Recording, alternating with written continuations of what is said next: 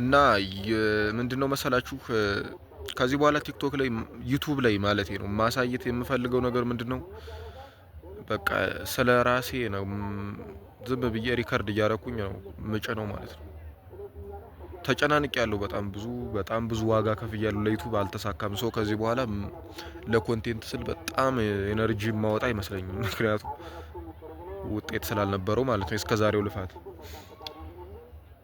እና አሁን ለማንኛውም የምገኘው መርጦ ለማርያም ነው። ከ3 ሳምንት ወይ ከ2 ሳምንት በኋላ ወደ አዲስ አበባ ለመመለስ እያሰብኩኝ ነው። አዲስ አበባ ከተመለስኩኝ በኋላ እንደዚህ ተቀጥሬ ስራ መስራት ምናምን አልፈልግምም።